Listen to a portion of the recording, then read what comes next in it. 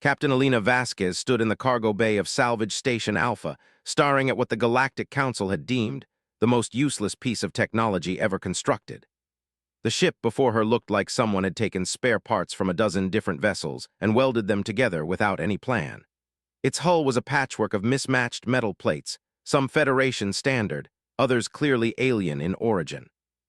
Cables and pipes ran along the outside like mechanical veins, and the whole thing gave off the impression of being held together by hope and determination. "Beautiful, isn't she?" came a sarcastic voice behind her. Alina turned to see Commander Marcus Webb, her former weapons officer, approaching with a datapad in hand. His expression showed the same mixture of disbelief and resignation that had been haunting her face for the past week. "That's one way to describe it," Alina replied, walking around the vessel's landing struts.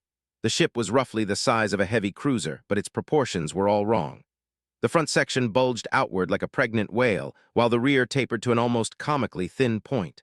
3 different types of engines were mounted at various angles, and she could count at least 5 different communication arrays jutting out from the hull. Marcus consulted his datapad. According to the manifest, this thing was built by the Kepler Research Consortium using revolutionary human engineering principles. They spent 8 years and 40 billion credits creating what they called the ultimate adaptive spacecraft. The Galactic Council took one look at it, declared it a failure, and ordered it scrapped. Alina laughed bitterly. "And now it's ours." The great Captain Alina Vasquez, hero of the Centauri campaign, reduced to commanding a ship that looks like it was assembled by blind children. The truth was more complicated than that, and they both knew it. 3 months ago, Alina had been commanding the flagship of humanity's Third Fleet when the Zenithar Collective launched their surprise attack on the Sol defense network. The battle had been brutal, with humanity's most advanced warships reduced to floating debris within hours. Alina's ship, the UES Prometheus, had held the line long enough for the civilian evacuation fleets to escape, but the cost had been enormous. 2/3 of her crew had died, and Alina herself had spent 6 weeks in a medical bay recovering from her injuries. When she finally emerged, she found that the human military was in shambles. The Zenithar had proven that humanity's traditional approach to ship design was completely inadequate against their advanced technology. Every major fleet had been decimated, and the surviving crews were being reassigned to whatever vessels remained operational. The ship in front of them was apparently one of those vessels, though Alina had serious doubts about the operational part. "Let's take a look inside," she said, heading toward what she hoped was the main airlock. It took them 10 minutes to find it, hidden behind a cluster of sensor arrays that seemed to serve no obvious purpose. The interior of the ship was even more confusing than the exterior. Corridors branched off in seemingly random directions, leading to chambers that appeared to have been designed by different species entirely. One room was clearly built for beings much taller than humans, with ceilings that disappeared into shadow above. Another was so low that Alina had to duck to avoid hitting her head on the numerous pipes and cables that ran across it. "This is insane," Marcus muttered as they wandered through the maze-like passages. "How is anyone supposed to navigate this thing?" Alina was beginning to wonder the same thing when they finally located what appeared to be the bridge. Like everything else on the ship, it defied conventional design. Instead of the clean, organized layout of a standard Federation vessel, the bridge looked like someone had taken control stations from 20 different ships and arranged them in a rough circle. Some of the consoles were clearly human-made, while others featured alien interfaces that Alina didn't recognize. At the center of it all sat a captain's chair that looked like it had been salvaged from a luxury yacht. Alina approached it cautiously, running her hand along the worn leather upholstery. "Captain Vasquez?" a voice said from behind them. Alina turned to see a young woman in engineer's coveralls standing in the doorway. She was small and wiry, with grease-stained hands and an expression of nervous excitement. "I'm Lieutenant Sarah Chen, Chief Engineer," the woman continued. "I've been waiting for you to arrive. This ship, it's incredible." Marcus raised an eyebrow. "Incredible is one word for it. I was thinking more along the lines of impossible to operate." Sarah's face lit up with enthusiasm. "That's what makes it so amazing. Look, I know it doesn't look like much, but the design philosophy behind this vessel is revolutionary. Instead of trying to create one perfect system for each function, they've built redundancy into everything. If one navigation system fails, there are 6 others that can take over. If the main computer goes down, there are dozens of backup processors scattered throughout the ship. Elena settled into the captain's chair, surprised to find that it was actually quite comfortable. What about performance? Can this thing actually fight? That's where it gets really interesting, Sarah said, moving to one of the alien-looking consoles. The weapon systems are completely modular. The ship can reconfigure its armament in real time based on whatever threat it's facing. And the defensive capabilities. She paused, shaking her head in amazement. The hull isn't just patchwork, Captain. Each section is designed to adapt to different types of damage. Energy weapons, kinetic projectiles, even exotic matter attacks. The ship can literally reshape itself to minimize the impact. Marcus looked skeptical. If this technology is so advanced, why did the Council reject it? Sarah's expression darkened slightly. Because it requires a very specific type of crew to operate effectively. The ship doesn't just need pilots and gunners. It needs people who can think creatively, adapt quickly, and work together as a unified team. The test crews they used were all trained in conventional tactics and procedures. They couldn't adjust to the ship's capabilities. Elena leaned back in the chair, studying the bizarre array of controls surrounding her. And you think we can? I think humans are the only species that can, Sarah replied firmly. We're the ones who built it, after all, and more importantly, we're the ones who have learned to survive by adapting and improvising. That's what this ship was designed for. Over the next several hours, Elena and her crew explored more of the vessel. They discovered a hydroponics bay that could grow food for a crew twice their size, a medical facility equipped with technology from 7 different civilizations, and a cargo hold that seemed to expand and contract based on what was being stored in it. The crew quarters were equally strange, with rooms that could be reconfigured for different species' needs. Elena's cabin featured a standard human bed, but the walls were covered with interfaces that allowed her to monitor and control virtually every system on the ship. Marcus found that his quarters included a tactical hologram projector that could display 3-dimensional battle scenarios. The more they learned about the ship, the more Elena began to understand why the Galactic Council had been so quick to dismiss it. The vessel required its crew to think in ways that most species simply weren't capable of. Traditional military doctrine emphasized standardization and predictability. If you knew how to operate one ship in a class, you could operate them all. This ship demanded constant adaptation and innovation.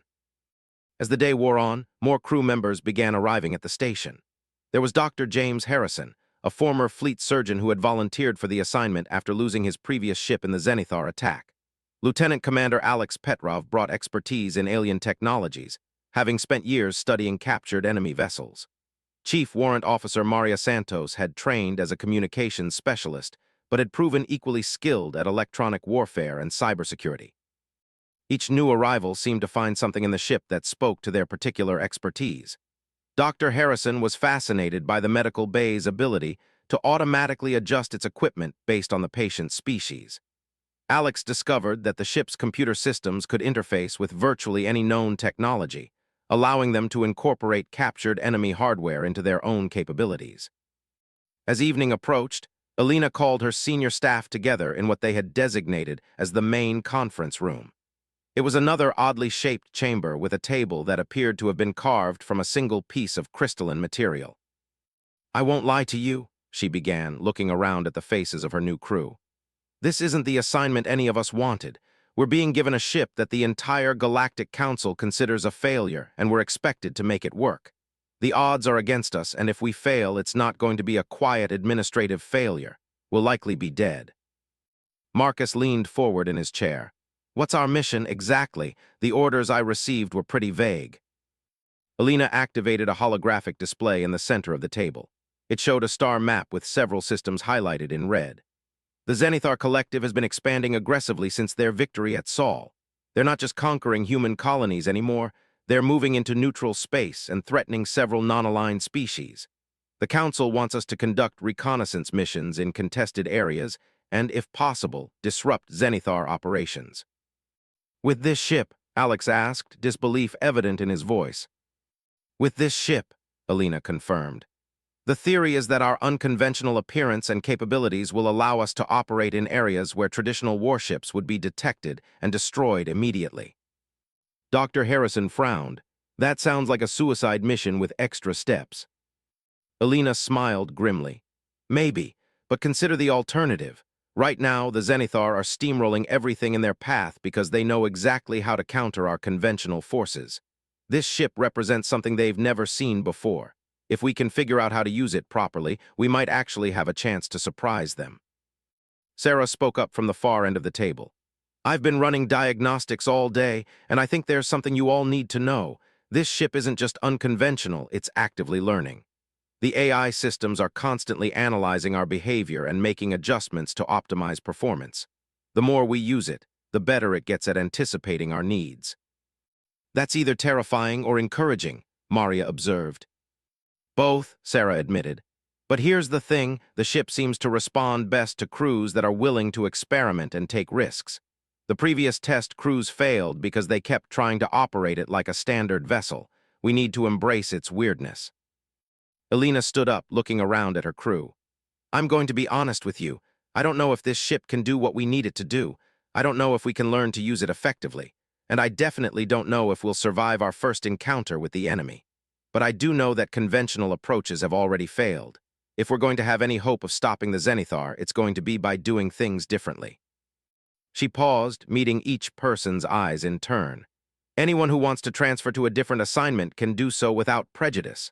No one will think less of you for making that choice. The room was quiet for a long moment, then Marcus spoke up. With respect, Captain, where exactly would we transfer to? Half the fleet is space dust, and the other half is being rebuilt from scratch. At least this bucket of bolts is intact and functional.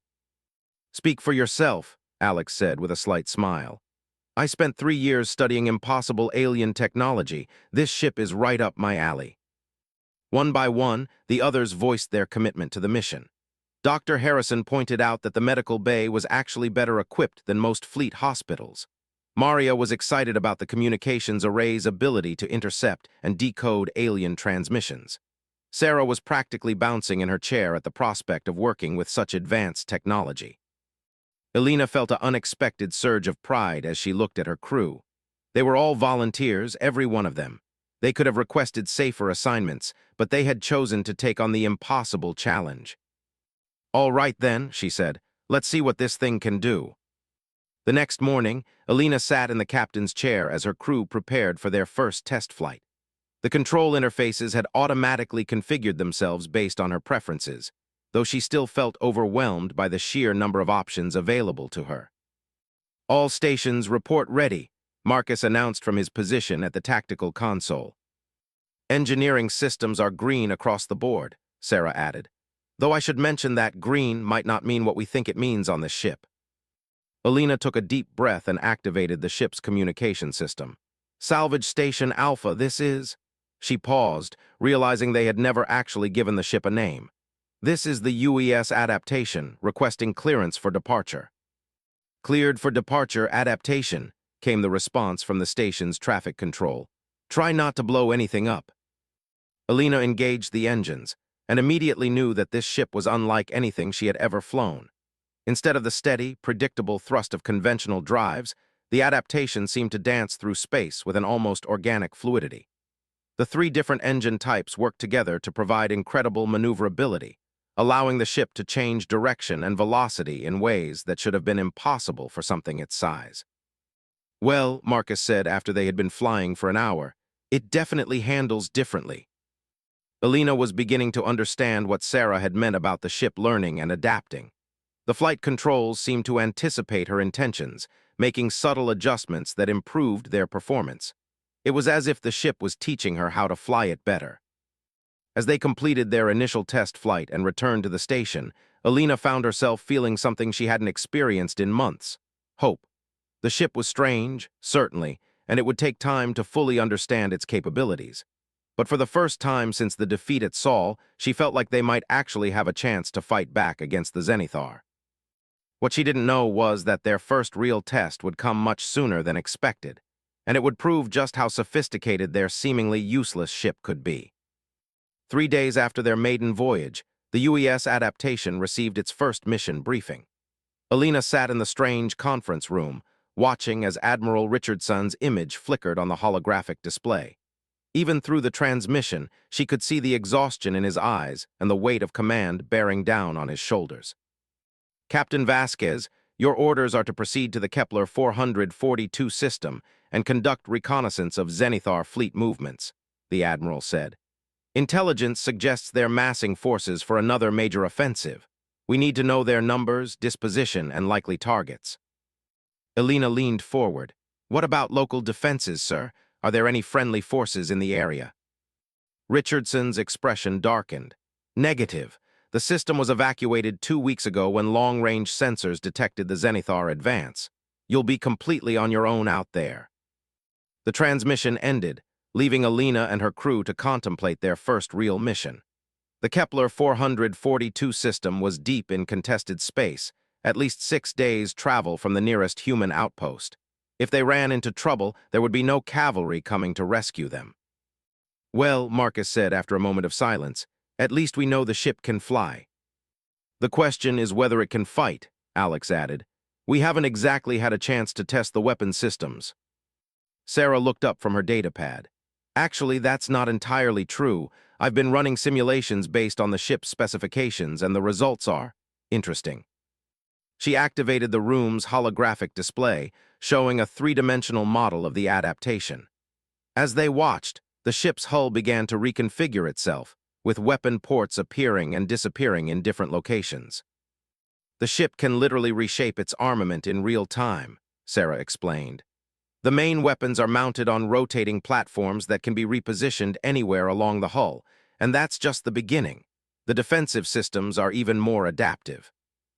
The holographic ship suddenly sprouted a forest of energy shields, point defense turrets, and what looked like ablative armor plates. Depending on the type of incoming fire, the ship can prioritize different defensive strategies. Against energy weapons, it emphasizes shields and heat dissipation. Against kinetic projectiles, it deploys armor and point defense systems. Dr. Harrison whistled softly. No wonder the test crews couldn't handle it. How is anyone supposed to keep track of all these variables? That's where the AI comes in, Sarah said. The ship's computer systems can manage most of the tactical decisions automatically, but they're designed to work with human intuition and creativity. We provide the overall strategy, and the ship figures out how to implement it. Elena studied the display thoughtfully. How long would it take to reach the Kepler system? At maximum speed, about 4 days, Maria answered. But the ship's stealth capabilities might allow us to take a more direct route through normally dangerous areas. Stealth capabilities? Alex pulled up another holographic display. This is the really clever part. The ship doesn't just have one type of stealth system. It has 7 different approaches that can be combined or used separately. Electromagnetic dampening, gravitic masking, even something called dimensional phasing that I'm still trying to understand. Elena made her decision. All right, people, we leave in 6 hours. Use the time to familiarize yourselves with your systems and run whatever diagnostics you can. Sarah, I want you to work with Alex on understanding the stealth systems. Marcus, coordinate with Maria on sensor and communication protocols. Dr. Harrison, make sure our medical bay is ready for anything. The next few hours passed quickly as the crew prepared for their departure.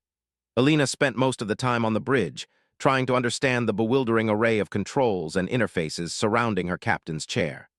True to Sarah's word, the ship seemed to learn from her interactions, gradually simplifying displays and reorganizing information in ways that made sense to her specifically. When they finally departed Salvage Station Alpha, Elena felt a mixture of anticipation and dread. This would be their first real test, and she had no idea how the ship or crew would perform under actual combat conditions. The journey to the Kepler system proved to be an education in itself. The adaptation's navigation systems were unlike anything Elena had ever seen. Instead of following fixed hyperspace routes, the ship seemed to find its own path through space, taking shortcuts that shouldn't have existed and avoiding areas that conventional sensors couldn't detect as dangerous. How is it doing this? Elena asked Alex on the second day of their journey. Near as I can tell, the ship has access to some kind of multidimensional mapping system, he replied, shaking his head in amazement. It's not just plotting courses through normal space, it's finding paths through folded spacetime that cut travel distances by huge amounts. And this is safe. Alex paused. Define safe. We're traveling through regions of space that most species consider impossible to navigate, but the ship seems to know what it's doing. Its success rate in simulations was actually higher than conventional navigation methods. On the third day, they received their first indication that they were entering dangerous territory. Maria detected long-range communications traffic that matched Zenithar encryption patterns. "I'm picking up multiple signals," she reported from her position at the communications console. "At least a dozen ships, possibly more. They're using standard fleet coordination protocols." Elena felt her pulse quicken. How far away? Hard to say exactly, but probably less than 2 light hours. We should reach the edge of the system in about 8 hours. Time to see what our stealth systems can do, Elena decided. Alex, activate whatever combination you think will be most effective. The adaptation seemed to shimmer and fade as its stealth systems came online. On the main display, Elena watched as their sensor signature dropped to almost nothing. The ship hadn't become invisible exactly, but it would be virtually undetectable unless someone knew exactly where to look. When they finally reached the Kepler system, what they found exceeded their worst fears. The Zenithar hadn't just established a forward base. They had turned the system into a massive staging area for what could only be described as the largest invasion fleet anyone had ever assembled. "Dear God," Marcus whispered as the sensor data came in, "I count over 300 capital ships, and those are just the ones we can detect." Elena stared at the tactical display in disbelief. The Zenithar fleet was spread across 3 different orbital zones, with supply convoys moving constantly between them. This wasn't just preparation for an attack on human colonies. This was preparation for the complete conquest of human space. "Maria, are you getting any indication of their target?" Elena asked. "Negative on specific targets, but the fleet composition suggests they're planning multiple simultaneous attacks. I'm seeing battle groups configured for planetary assault, others set up for fleet engagements, and some that look like they're designed for deep space interdiction." Sarah looked up from her engineering console. "Captain, I'm detecting some unusual energy signatures from several of the larger vessels. They're using technology I don't recognize." Elena made a decision that would have consequences none of them could foresee. "Get us closer. I want detailed scans of those ships." "Captain, with respect, that's extremely dangerous," Marcus protested. "If they detect us." "Then we'd better make sure they don't," Elena replied. "This intelligence is too important to gather from long range. We need to know exactly what we're dealing with." Over the next several hours, the adaptation crept closer to the Zenithar fleet, its stealth systems working overtime to keep them hidden. Elena was amazed at how smoothly the ship moved through the enemy formation. It seemed to anticipate patrol patterns and sensor sweeps, finding gaps in their coverage that shouldn't have existed. As they gathered data on the enemy ships, a pattern began to emerge that troubled Elena deeply. The Zenithar weren't just using their own technology. They were incorporating captured human systems and weapons into their vessels. "They've reverse-engineered our shield generators," Alex reported grimly, "and our point defense systems, but they've improved them somehow. These ships are significantly more powerful than anything we faced at Sol."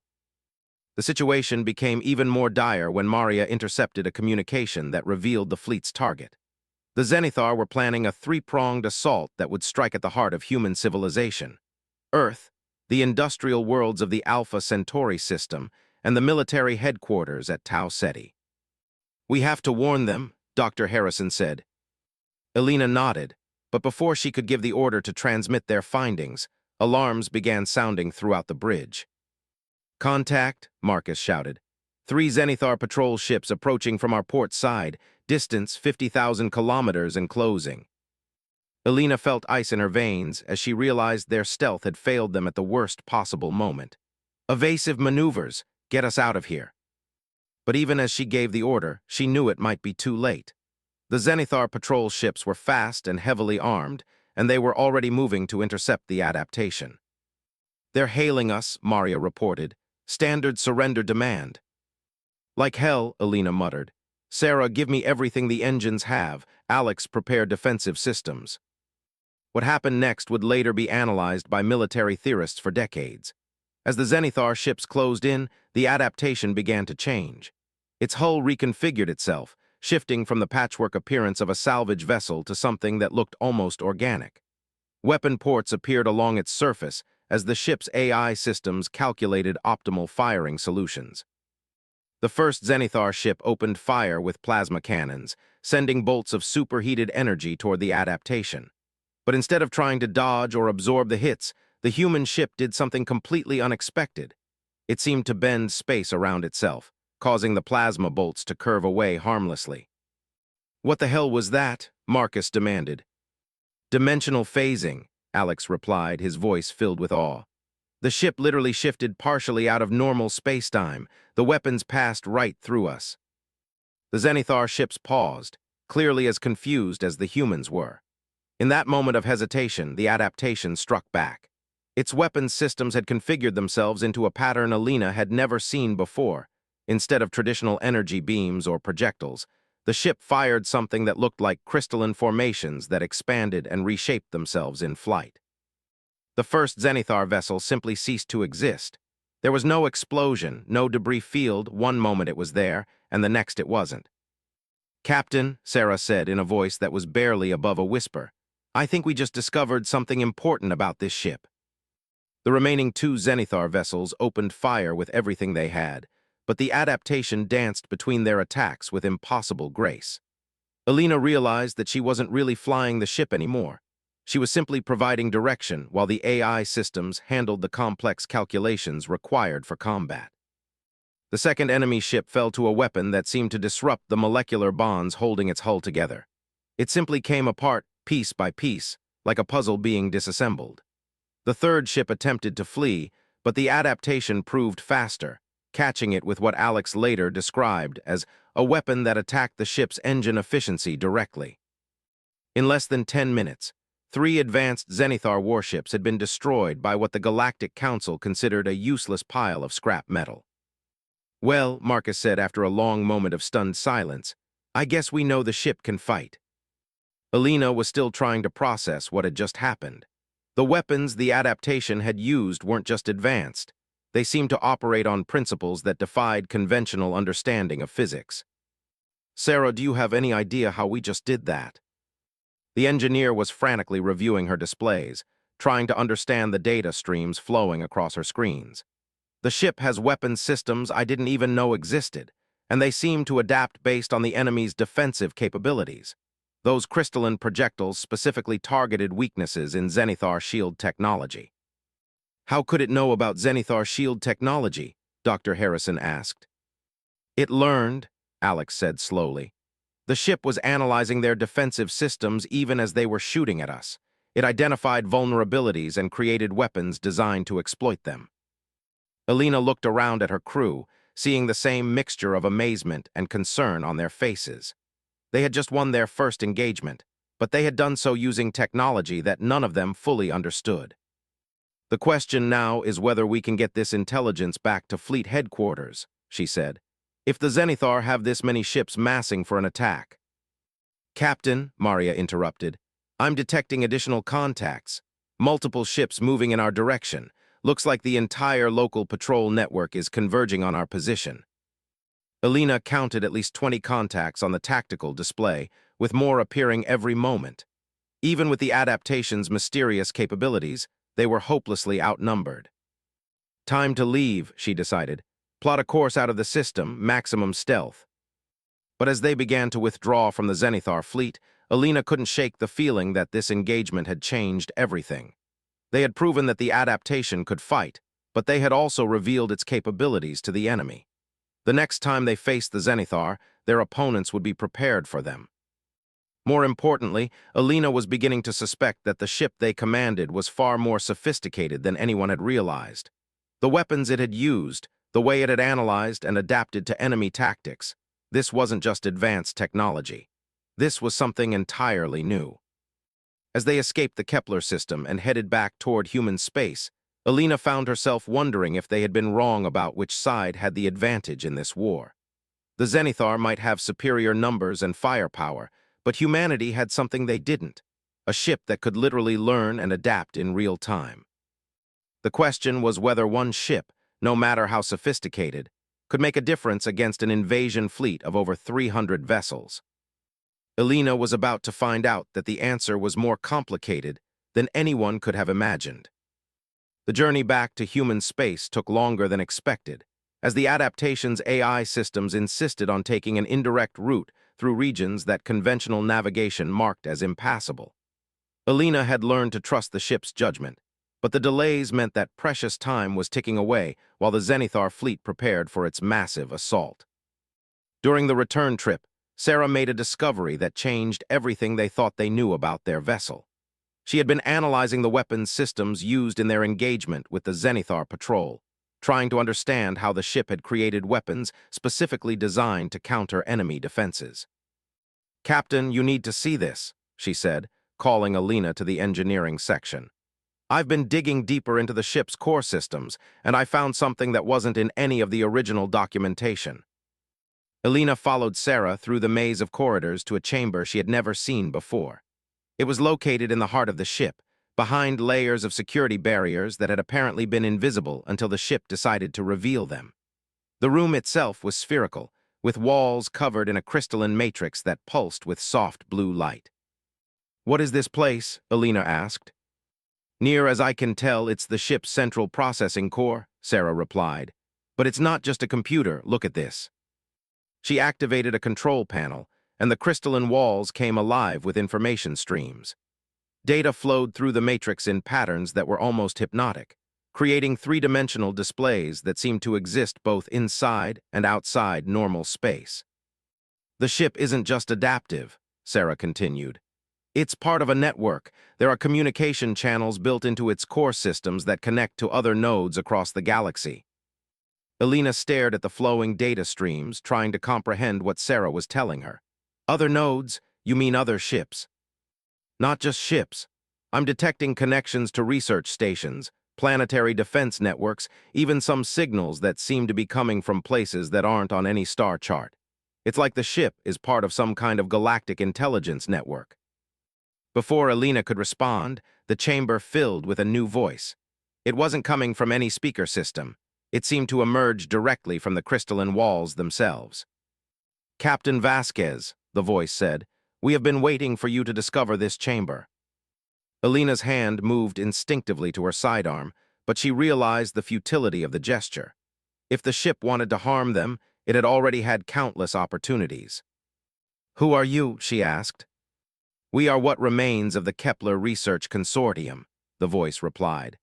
"When the Galactic Council rejected our work, we did not simply abandon it. We uploaded our consciousness into the ship's core systems and continued our research." Sarah stepped closer to the crystalline walls, her scientific curiosity overcoming her caution. "You're telling us this ship contains the minds of the original designers?" "Not just the designers," another voice said, this one clearly female. "We are researchers, engineers, philosophers, and strategists from dozens of different species. We came together with a shared vision to create a vessel that could adapt to any threat and grow stronger through adversity." Alina felt a chill run down her spine. "And the weapons systems, the way the ship learned to counter Zenithar technology." "The ship's adaptive capabilities are based on our collective knowledge and experience," a third voice explained. "When you encountered the Zenithar patrol, we analyzed their technology and drew upon millennia of combined research to develop effective countermeasures." The implications were staggering. Alina realized they weren't just commanding a ship, they were partnered with what might be the most advanced intelligence in the galaxy. "Why reveal this to us now?" she asked. The first voice answered, "Because the threat you discovered in the Kepler system requires our full cooperation. The Zenithar invasion fleet is using technology that we have not encountered before. Our network has been attempting to analyze it, but we need more data." "What kind of data?" The chamber's crystalline walls shifted, displaying a three-dimensional map of the galaxy. Red markers indicated Zenithar positions, while blue ones showed the locations of the network nodes. "The Zenithar have been systematically destroying our remote observation stations," the female voice explained. "We have lost contact with 17 nodes in the past month alone. Our ability to gather intelligence has been severely compromised." Alina studied the map, noting how the destroyed nodes formed a pattern around human space. "They're trying to blind you before the invasion."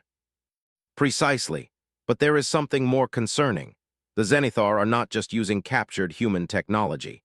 They appear to have made contact with an external intelligence that is providing them with advanced systems we cannot identify. Sarah looked up from a data stream she had been examining. External intelligence? You mean another species? We believe so, though our data is incomplete. What we do know is that the Zenithar fleet includes vessels that operate on principles our network cannot fully comprehend. This suggests technology that originates from outside our local galactic region. Alina felt the weight of command settling on her shoulders again. The situation was even worse than they had initially thought. Not only were the Zenithar preparing a massive invasion, but they had apparently allied themselves with an unknown species possessing superior technology. "What can we do?" she asked. "The ship you command is more than just a vessel," the first voice replied. "It is a mobile node in our network, capable of establishing connections with isolated stations and gathering data that stationary observers cannot obtain. With your cooperation, we can rebuild our intelligence capabilities and develop strategies to counter this new threat." Alina looked around at her crew, who had gradually gathered in the chamber as word of the discovery spread. She could see the same mixture of awe and apprehension on their faces that she was feeling. "What would this cooperation involve?" Marcus asked. "You would continue to operate as an independent ship," the female voice explained. "But you would also serve as our mobile intelligence platform. The ship's adaptive capabilities would be enhanced through our network connections, making you more effective in combat while allowing us to gather crucial data on enemy capabilities." Dr. Harrison stepped forward, and the risks. "Considerable," the third voice admitted. "The network connections make the ship a high-priority target for our enemies. The Zenithar have proven capable of tracking and destroying our nodes. Your survival would depend on the ship's ability to adapt faster than the enemy can develop countermeasures." Alina considered their options. They could refuse the partnership and continue operating as a conventional reconnaissance vessel, but that would mean giving up the advanced capabilities that had allowed them to survive their first engagement. Or they could accept the risks and become part of something larger than themselves. "I need to discuss this with my crew," she said finally. "Of course, but please consider that time is not our ally. Our projections suggest the Zenithar invasion will begin within 2 weeks. If we are to have any hope of defending against it, we must act quickly." The voices faded, leaving Alina and her crew alone in the crystalline chamber. For several minutes, nobody spoke as they absorbed the magnitude of what they had learned. "Well," Marcus said finally, "this certainly explains why the ship seemed smarter than it should be. The question is whether we trust them," Alex added. "We're talking about merging our operations with an artificial intelligence network that spans the galaxy. What happens if they decide we're expendable?" Sarah looked thoughtful. "I don't think that's their goal. The network needs mobile platforms like us. They're dependent on ships that can operate in dangerous areas and gather data. It's a symbiotic relationship." Alina walked to one of the crystal walls and placed her hand against its surface. Immediately, information began flowing through her consciousness, not overwhelming but present. She could sense the vast scope of the network, the thousands of minds working together toward common goals. "Captain," Dr. Harrison said, concerned, "are you all right?" Alina removed her hand from the wall, surprised to find that the connection had felt natural rather than intrusive. "They're not trying to control us. They want partnership, not domination." She looked around at her crew. "I'm going to be honest with you. I think we need them as much as they need us. The Zenithar fleet we saw is beyond anything conventional human forces can handle. If we're going to have any chance of stopping them, it's going to be by using every advantage we can get." One by one, her crew voiced their agreement. Marcus pointed out that they were already committed to fighting impossible odds. At least this way, they would have help. Alex was fascinated by the technological possibilities. Sarah was excited about the opportunity to work with the galaxy's most advanced research network. Alina activated the chamber's communication system. "We accept your partnership," she announced. The crystalline walls pulsed brighter, and Alina felt the ship around her come alive in ways she hadn't experienced before. Systems that had been operating automatically now integrated seamlessly with her intentions. The bridge displays reconfigured themselves to show not just local tactical information, but strategic data from across the galaxy. "Welcome to the network," the first voice said. Your ship is now designated Node Prime Alpha. You have access to our collective knowledge and research capabilities. In return, we ask that you serve as our primary mobile intelligence platform. Over the next few hours, Alina began to understand the true scope of what they had joined. The network wasn't just a collection of ships and stations. It was a galactic civilization dedicated to preserving knowledge and defending against existential threats. Its members included species she had never heard of, some of which existed in forms of matter and energy that challenged conventional understanding of life itself. The network had been monitoring the Zenithar expansion for decades, watching as they consumed smaller civilizations and incorporated their technologies. But the recent alliance with an external intelligence represented something new and potentially catastrophic. "Show me what we know about this external intelligence," Alina requested. The chamber's displays shifted to show sensor data from the few network nodes that had managed to observe the new Zenithar allies before being destroyed. What Alina saw made her blood run cold. The alien ships were enormous, dwarfing even the largest Zenithar vessels. Their technology seemed to operate on principles that violated known physics, ships that existed partially outside normal space-time, weapons that could affect matter at the quantum level, and defensive systems that seemed to draw energy from parallel dimensions. "Dear God," Marcus whispered, "how do you fight something like that?" "Carefully," the female voice replied, "and with great ingenuity. The network has been developing theoretical countermeasures, but we need more data to refine them. Your ship is uniquely suited to gathering that data." Alina realized that their mission had evolved far beyond simple reconnaissance.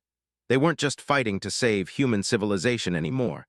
They were fighting to preserve all organic life in the galaxy. "What are our orders?" she asked. "Return to the Kepler system and gather detailed intelligence on the external aliens," the first voice replied. "But be extremely cautious. These beings appear to have sensory capabilities that exceed anything in our database. Your stealth systems will need to operate at maximum efficiency." As the adaptation prepared for its return to enemy territory, Alina couldn't help but marvel at how much had changed in just a few days. They had started as the crew of a ship everyone considered worthless, and now they found themselves at the center of what might be the most important mission in galactic history. The ship itself was transforming as well, its systems integrating more deeply with the network's capabilities. Alina could feel the collective intelligence working through the vessel's AI systems, analyzing threats and developing countermeasures in real time. When they finally reached the edge of the Kepler system, what they found exceeded even their worst fears. The invasion fleet had nearly doubled in size, with the massive alien vessels positioned at key points throughout the formation. But more concerning was the evidence of new construction taking place on several of the system's moons. "They're building something," Alex reported. "Multiple construction sites using technology I don't recognize." The network's voices spoke directly into Alina's consciousness. "Staging areas. They're preparing to establish permanent bases throughout this region of space. The invasion isn't just about conquest, they're planning to remake local space according to their own requirements." Alina realized that everything they thought they knew about the Zenithar threat had been wrong. This wasn't just an invasion. It was the beginning of a fundamental transformation that would make their entire region of the galaxy uninhabitable for most forms of life. The true scope of the threat was only beginning to become clear, and Alina knew that their next discovery would determine whether any of them would live to see the end of this war.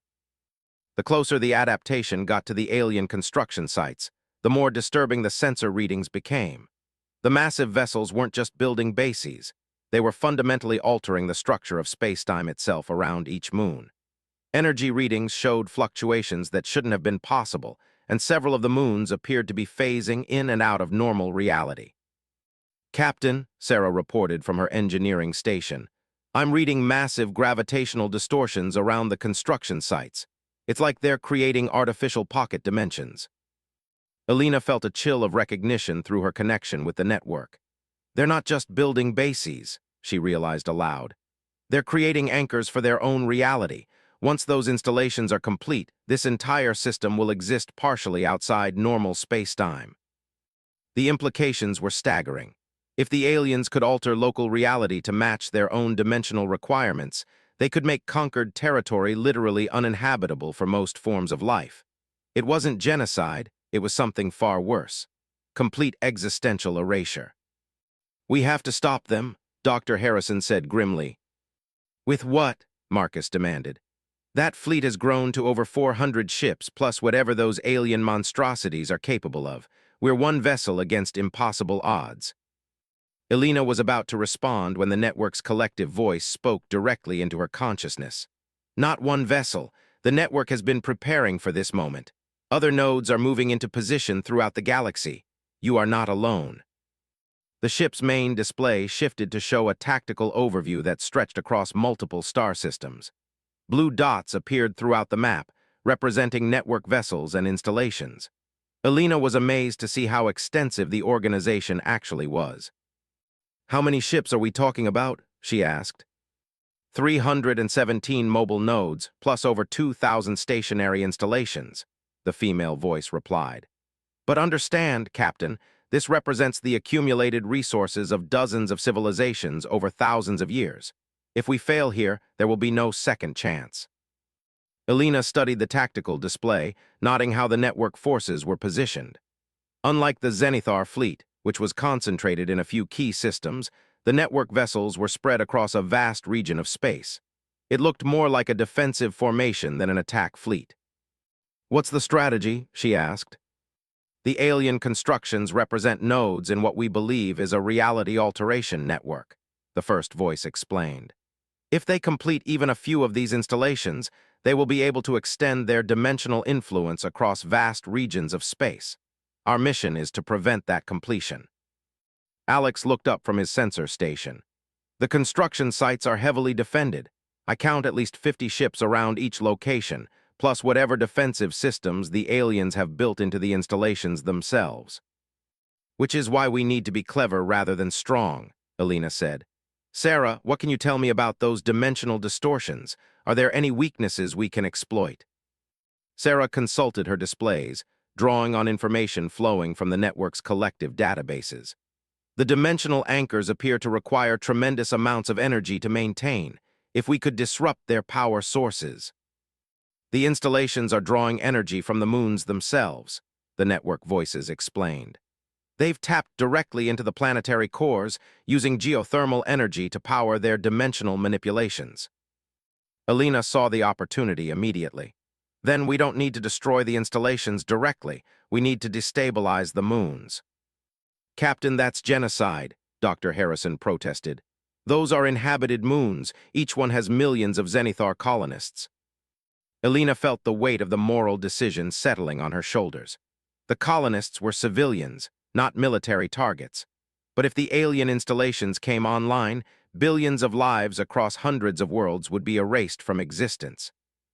"The Zenithar evacuated the civilian populations 2 days ago," Maria reported, monitoring enemy communications.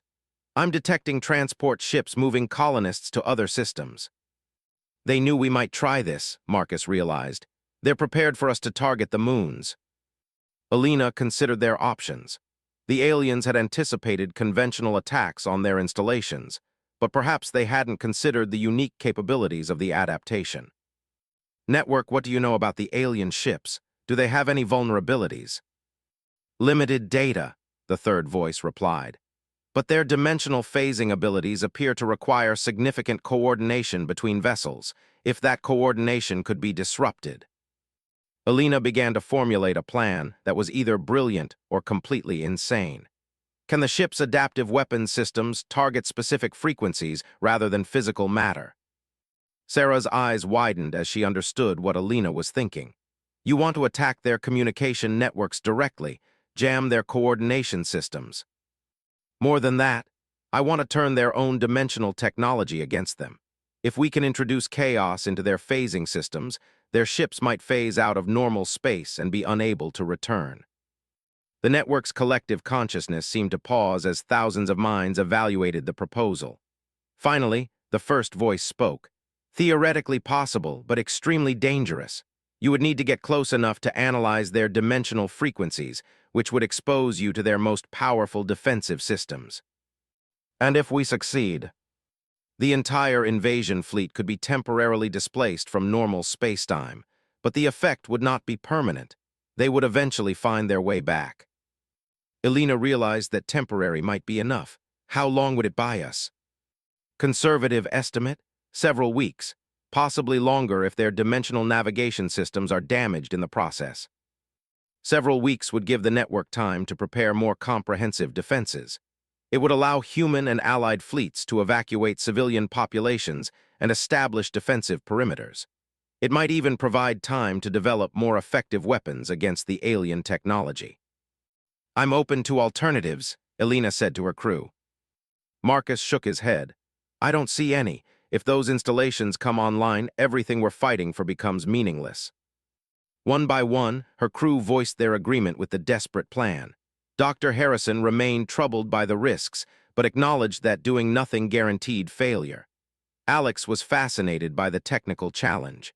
Sarah was already working on modifications to the ship's weapon systems. "All right," Elena decided. "We do this. Network, can you coordinate the other nodes to provide support?" "Negative. Your mission requires absolute stealth and precision. Additional vessels would only increase the likelihood of detection. You will be operating alone." Elena felt a familiar surge of determination.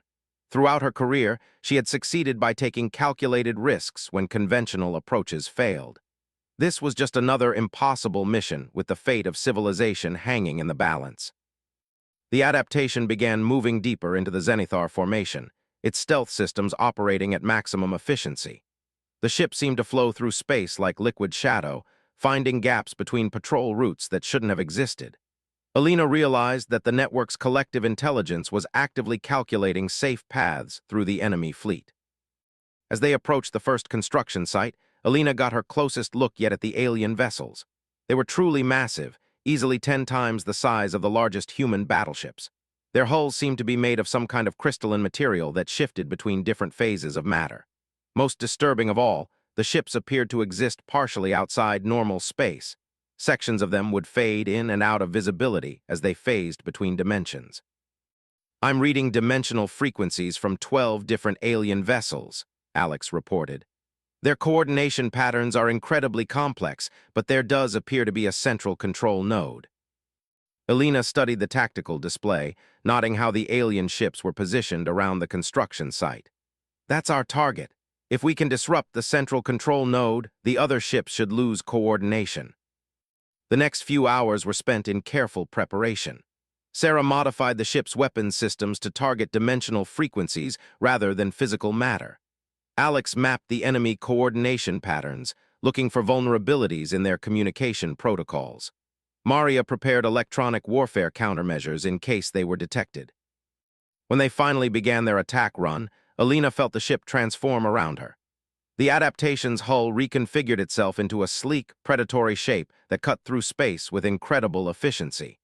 Its weapons systems extended like crystalline spines, each one tuned to a specific frequency in the alien coordination network.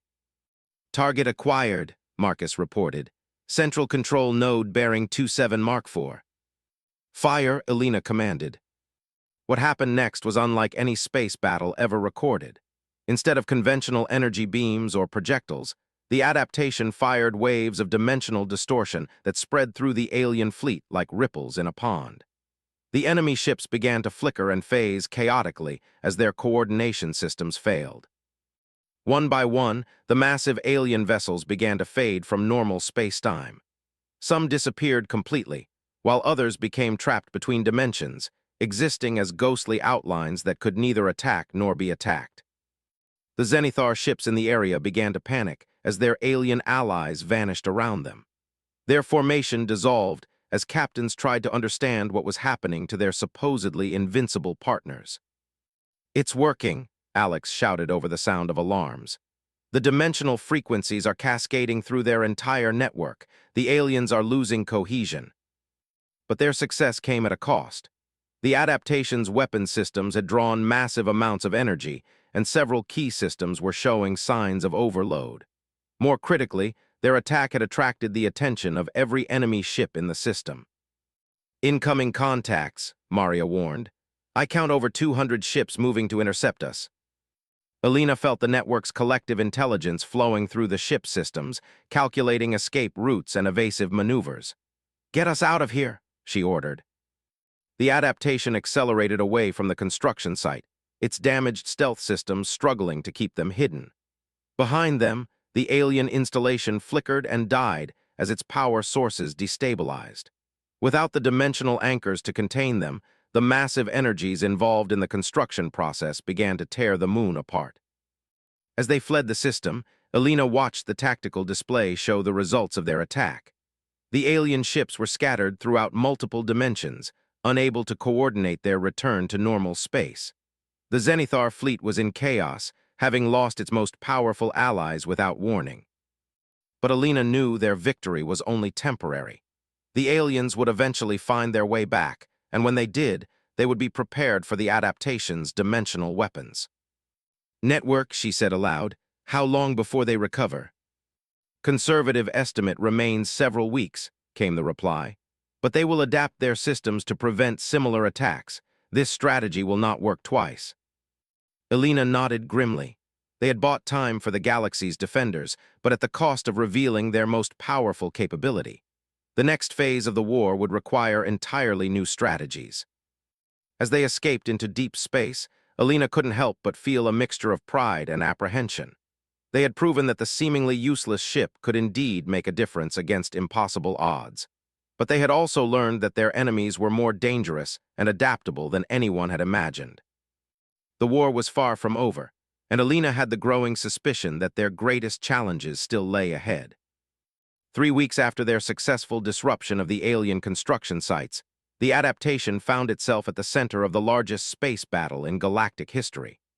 The temporary displacement of the alien vessels had given the network time to mobilize its forces and establish defensive perimeters around key systems. But Alina knew it was only a matter of time before their enemies adapted to the new threat. The final confrontation came sooner than expected. Long-range sensors detected massive dimensional distortions throughout the contested region as the alien ships began to return to normal space-time. But something had changed during their displacement.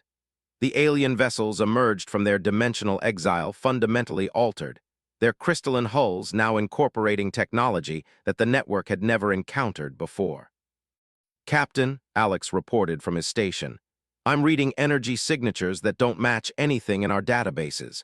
It's like they've merged with something else during their time in dimensional exile." Alina studied the tactical displays showing the reformed enemy fleet. The alien ships had not only returned, but they had brought reinforcements from whatever realm they had been displaced to. The invasion force now numbered in the thousands, and each vessel appeared to be significantly more powerful than before. Network analysis indicates that the aliens made contact with entities from deep dimensional space, the familiar voices explained through the ship's consciousness interface. They have formed an alliance with beings that exist outside conventional spacetime. The technological exchange has enhanced both species' capabilities exponentially. The situation was beyond desperate. Even with the network's combined forces, they were outnumbered at least 10 to 1. Worse, the enemy's new dimensional allies seemed immune to the frequency-based attacks that had worked so effectively before. "What are our options?" Alina asked, though she suspected she already knew the answer. "Limited," the network replied honestly. "Our projections show a less than 2% probability of success using conventional defensive strategies. However, there is one possibility that has not been attempted." Alina felt a chill of apprehension. What possibility? Full network integration, complete merger of all mobile and stationary nodes into a single unified entity. The theoretical capabilities of such an integration are enormous, but the risks are equally significant. Sarah looked up from her engineering console, her face pale. "You're talking about merging every consciousness in the network into one collective mind." "Not merger," the female voice clarified. "Integration. Each consciousness would retain its individuality while gaining access to the collective knowledge and capabilities of the entire network. The ship you command would become the primary interface for this integrated intelligence." Alina realized the magnitude of what was being proposed. The adaptation would become more than just a sophisticated warship. It would become the physical embodiment of the galaxy's most advanced civilization. And the risks. If the integration fails, every consciousness in the network could be destroyed, the third voice admitted. If it succeeds but we lose the final battle, the enemy will have access to thousands of years of accumulated knowledge and technology. The consequences could affect the entire galaxy for millennia to come. Elena looked around at her crew, seeing the same mixture of awe and terror on their faces. They had come so far from the crew of a supposedly useless ship, and now they were being asked to stake everything on one final gamble. "How long do we have to decide?" Marcus asked. "The enemy fleet will reach the network's primary defensive perimeter in approximately 6 hours," Alex reported. "After that, it will be too late to attempt the integration." Elena felt the weight of the decision settling on her shoulders. She wasn't just choosing for her crew anymore. She was choosing for every civilization that had contributed to the network, every species that would be affected by the outcome of this battle. "I need to speak with my crew privately," she said. The network's voices faded from her consciousness, leaving Elena and her team alone in the crystalline chamber. For several minutes, nobody spoke as they contemplated the enormity of the choice before them. "Well," Dr. Harrison said finally, "I never thought I'd be deciding the fate of galactic civilization." "The question is whether we trust the network," Marcus said. "They've been honest with us so far, but this integration, we'd essentially be giving up human independence." Sarah shook her head. "I don't think that's how it would work. From what I understand about the network's structure, member consciousnesses retain their individuality. It's more like joining a collective than being absorbed by one." "And if we refuse?" Maria asked. Elena consulted the tactical displays. "Then we face the enemy fleet with conventional weapons and hope for a miracle. Given the odds, that's essentially choosing certain defeat." Alex was studying the technical specifications for the proposed integration. "The theoretical capabilities are incredible. With full network integration, this ship could adapt to threats in real time, drawing on the combined knowledge of thousands of civilizations. We'd essentially become the most sophisticated fighting platform ever created." Elena realized that the choice had already been made, really. They had committed themselves to this path weeks ago when they accepted partnership with the network. Everything since then had been building toward this moment. "All right," she said, "we do it, full integration." The moment she spoke those words, the crystalline chamber erupted into light. Elena felt the ship around her come alive in ways that defied description. Every system, every circuit, every molecule of the vessel began to resonate with the collective consciousness of the network. But instead of being overwhelming, the integration felt natural. Elena retained her sense of self while gaining access to knowledge and perspectives that spanned millennia. She could feel the thoughts and experiences of beings from across the galaxy, each one contributing their unique insights to the collective intelligence. The adaptation itself began to transform. Its hull reconfigured continuously as the integrated network consciousness optimized every aspect of its design. Weapons systems appeared and disappeared as the ship adapted to theoretical threat scenarios. The engine configuration shifted to optimize for both speed and maneuverability. Most remarkably, Elena found that she was no longer just commanding the ship, she was integrated with it. Her thoughts flowed seamlessly into the vessel's control systems, while information from throughout the galaxy flowed back into her consciousness. "Captain," Sarah said in amazement, "the ship's capabilities have increased by several orders of magnitude. We're reading energy output levels that should be impossible for a vessel this size." Elena could sense the enemy fleet approaching through the network's distributed sensor network. The alien vessels were indeed formidable, their new dimensional allies bringing technologies that operated on principles the network had never encountered. But for the first time since the crisis began, Elena felt confident in their chances. "Time to test our new capabilities," she said. "Take us into battle." What followed was the most extraordinary space engagement in recorded history. The adaptation moved through the enemy fleet like a force of nature, its weapons systems adapting in real time to counter every defensive measure the aliens deployed. When the enemy ships phased into alternate dimensions, the adaptation followed them. When they deployed exotic matter weapons, the ship reconfigured its hull to absorb and redirect the energy.